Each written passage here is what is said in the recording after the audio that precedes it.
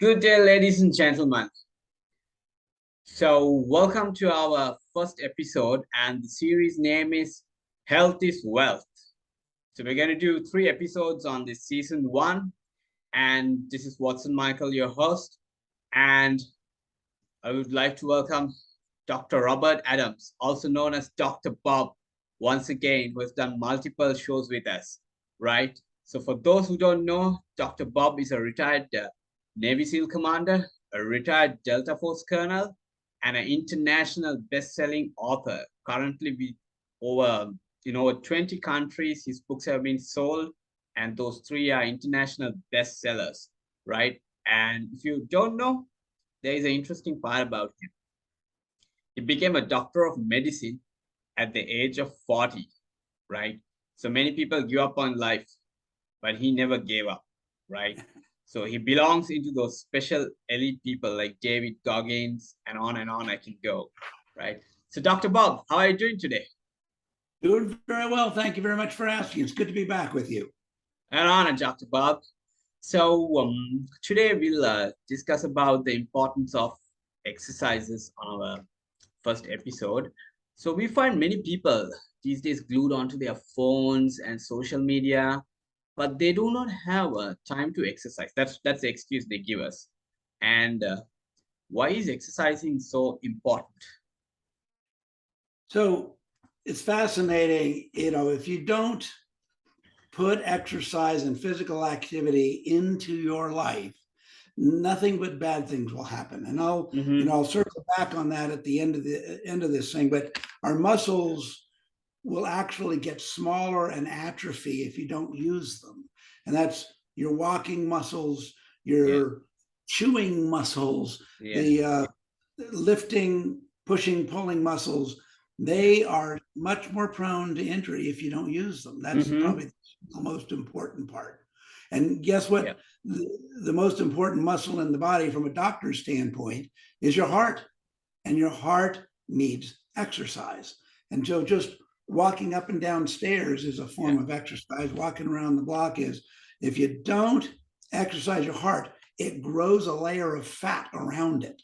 And then when you try to use it, it has to work much harder. Wow. So there is a layer which grows around if you don't exercise. Wow. Yeah. And there's been multiple studies that show, here's my favorite that I tell all my patients, because, we're in the United States where we're a fat country and lots of diabetics and they say, well, how do I lose weight? Well, if you do a 20-minute aerobic exercise, your body's metabolic rate will stay elevated for a full day. So you're burning fat while you sleep. And so that's what I'm saying. You don't have to do much, 20 minutes. Go for a walk around the block, take your dog down the block and back, and you've just turned on your metabolic speed for 24 hours. So it keeps the fat off the heart, keeps the muscles strong, and you sleep better. And if you sleep better, everybody knows you live longer, your brain works better. Absolutely. Thank you very much for that explanation. So what are the advantages of like strength training and cardio? Is there a period like where people can do it or a time duration? Well, I'll expand on what I just said. 20 minutes cardio has heart benefits, muscle benefits, sleep benefits, fat burning and sugar burning benefits. And so, if you're just pushing high weights, you do build muscle mass, but you don't get rid of the toxins that accumulate in the body. It's fascinating to me that when I go to a steam room and I'm in the steam room with somebody who smokes cigarettes, and they take their towel off, it's orange. Wow. Because the tar was excreted in the sweat. And the same thing happens with exercise. It gets rid of the toxins that the body doesn't want. And nicotine gets its name from the nicotine receptors or nicotinic receptors in muscles. So the more you use a muscle contraction, the more it gets rid of the bad stuff. Now, Wow.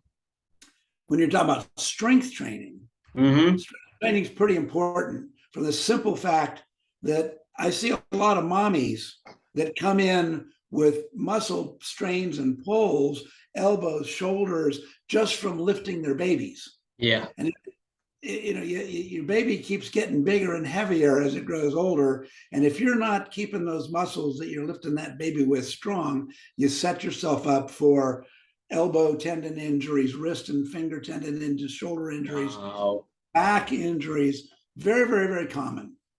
Wow. It is very common, right, these days. Wow. I see muscle and tendon injuries every single day in every clinic I do. It's just Wow. so common. Yeah, talking about that, you developed a clinic which was not doing well at all, right? So it's in that book, Swords and Saints. Wonderful book. Thank you for mentioning it. Yeah. Swords and Saints, a doctor's journey is all about patient experiences and the injuries that doctors have to deal with on a regular basis. Absolutely. And for those who don't have access of the hard copy, don't worry. Just like me, go ahead and get it on Amazon Kindle. Amazon. Yeah. Amazon or Kindle, yeah. So $2.99 US for the Kindle books. Yep, and it's very cheap. And what's more, you have it for a lifetime, right? Yep. Great. And a lot of people don't know this, but if you buy a Kindle book, you can share it with a friend. So somebody can get it for free. Absolutely. And if you want to give it as a birthday present, that's one of the best things you can do. You can do to avid reader. Of course. Great. Yeah. Great. So another thing we see is this HIIT workouts, high intensity interval training. So how effective are HIIT workouts, Dr. Bob? So in Navy SEAL training, we do high intensity interval training as part of a program that is very similar to what professional athletes do. The Navy SEAL training is by far the most physically demanding training in the world of all the countries of the world. Absolutely. And you've got to be fast, strong, capable in every single muscle group. We do neck exercises, we do hand exercises, and what the high intensity does is it pushes a muscle quickly. Just think of it contracting. A lot of people don't know this, but muscles, they're kind of egg shaped, they're oval. And when you contract, they get shorter. So your muscle goes from this to this and then back out again. And they have fibers called actin and myosin filaments that actually have to move back and forth. And so when you're doing this rapid fiber movement, it generates heat, it generates chemical changes in the muscles, which by the way creates waste products that have to be eliminated. But that's what the high intensity is. Now the reason for the interval is you have to have a rest period after you've strained your muscles to allow the circulation to remove those toxins. And one of the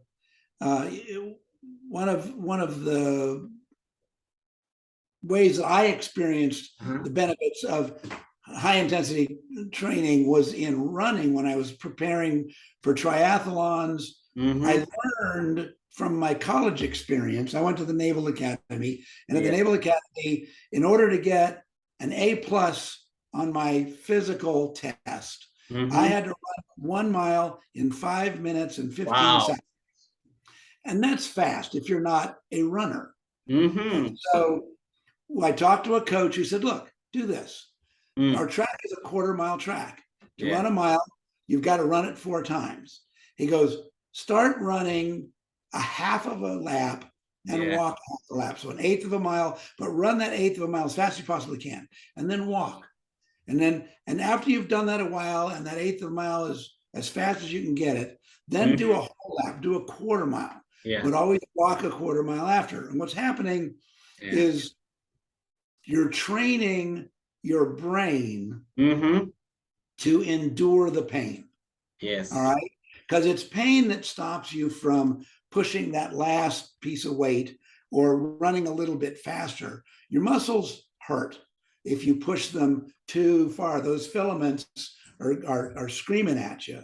Yeah. But if you get them used to it, and then and they know, and your brain knows that there's going to be a rest period after, then they're going, okay, fine, all right, fine. And your brain literally gets conditioned Mm-hmm. accept a level of pain Yes. that you wouldn't otherwise accept. So the high intensity builds muscles because you're pushing them to their limits. Mm-hmm. And then the rest period, that interval period, allows the muscles to clean themselves. Yes. And gently repair the damage you caused. Wow.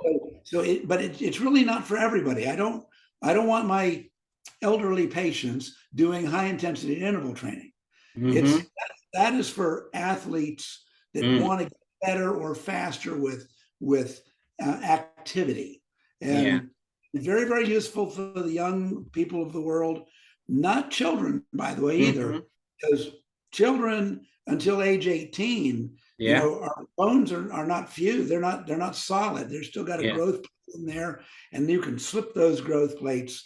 So, you know, it has to be modified for the under 18.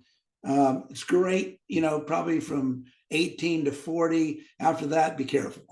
That's a good, interesting point, actually. Very, very interesting point. And those who like to do HIIT workouts, there's a wonderful channel called Bowflex. It's on YouTube, so you guys can just have a look at it.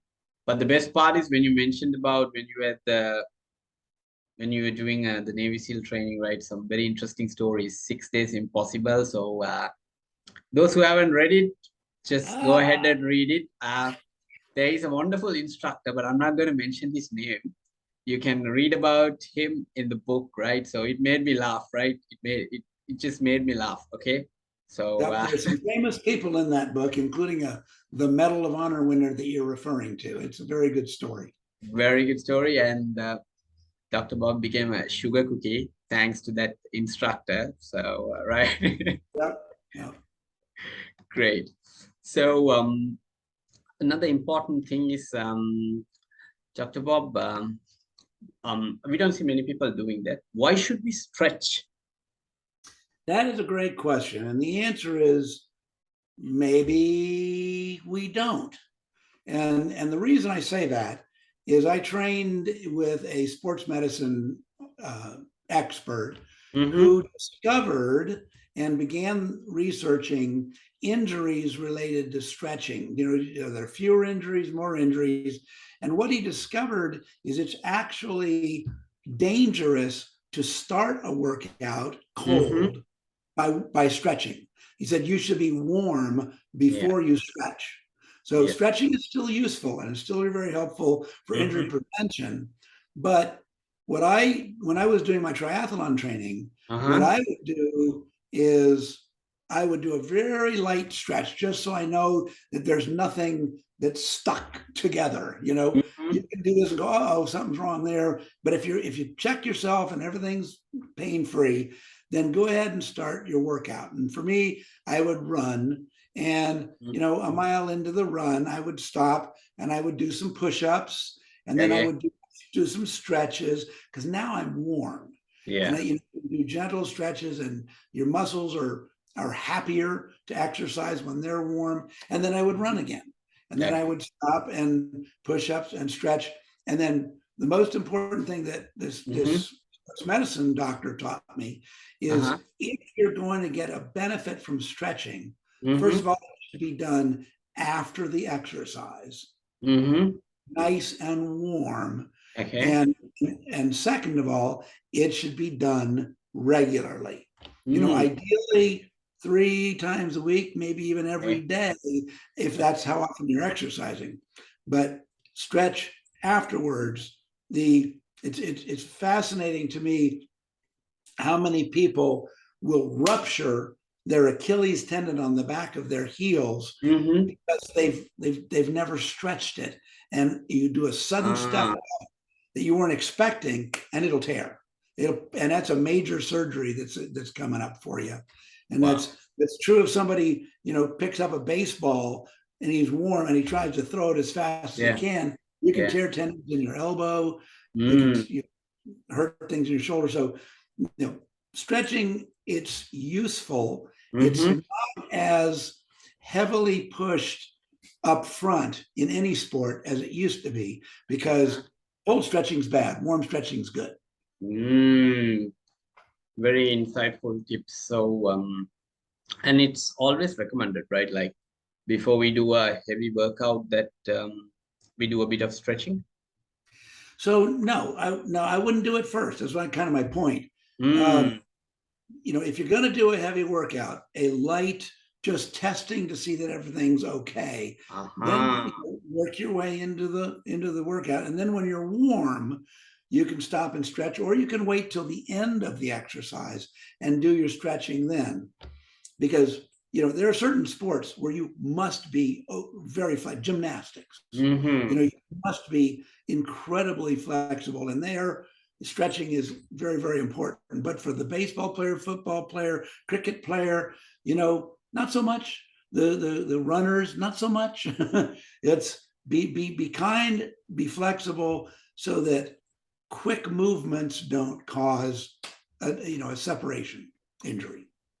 Wonderful explanation. Thanks a lot for that clarification, Dr. Bob. There was a slight clarification, but thank you very much for explaining that. Great. And they say sweating is important, actually. So isn't it important to sweat at least 1 liter per day? Because I see some blogs here and there. So sweating and crying eliminate toxins from the body. There's some doctors that theorize the reason women live longer than men is they cry more than we do. And so we've measured the bad stuff that comes out in tears, and it's going, oh, that's good. We got rid of it. Sweat does the same thing. It eliminates toxins. Now, the amount that you sweat is completely tied to the amount of physical exercise that you're going to do in it. If you're going to spend the whole day on a couch, you don't need to sweat much at all.